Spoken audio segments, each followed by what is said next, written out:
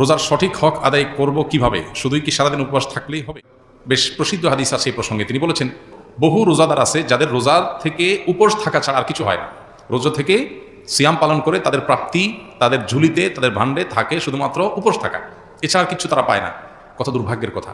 কষ্ট করে রোজা রাখলাম, কিন্তু উপোস থাকাই হলো, আল্লাহর কাছে কোনো কিছু গেল না। এটা সবচেয়ে হতভাগা মানুষদের কথা।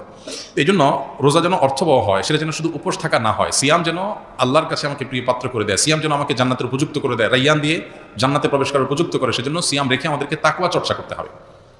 নবী করিম সাল্লাল্লাহু আলাইহি ওয়াসাল্লামের আরেকটা হাদিস আছে, তিনি বলেছেন, যে ব্যক্তি রোজা রেখে অনর্থক অহেতুক কাজকাম ছাড়লো না, এই যে মোবাইল টিপাটিপি, ফেসবুক, ইউটিউবে অহেতুক সময় নষ্ট করা করি, এগুলো যে ছাড়লো না, যে ব্যক্তি মিথ্যা কথা বলা ছাড়লো না, মিথ্যা কাজ ছাড়লো না, আবার রোজা রাখলো, এই ব্যক্তির এই উপোস থাকায় আল্লাহর কোনো ঠেকা পড়ে নাই। এই জন্য রোজা রেখে কোনো প্রকার গুনাহ না করা, বিশেষ করে চোখের গুনাহ, মুখের গুনাহ এবং সময় নষ্ট না করা, মিথ্যা প্রতারণা, এসব কিছু না করা, এটা হলো রোজার অন্তর্নিহিত শক্তি।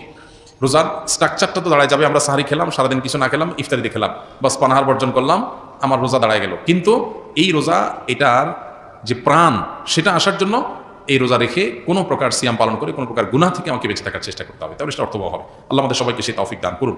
এই চ্যালেঞ্জটাতে আল্লাহ তাআলা আমাদের সবাইকে বিজয়ী হওয়ার তৌফিক দান করুন।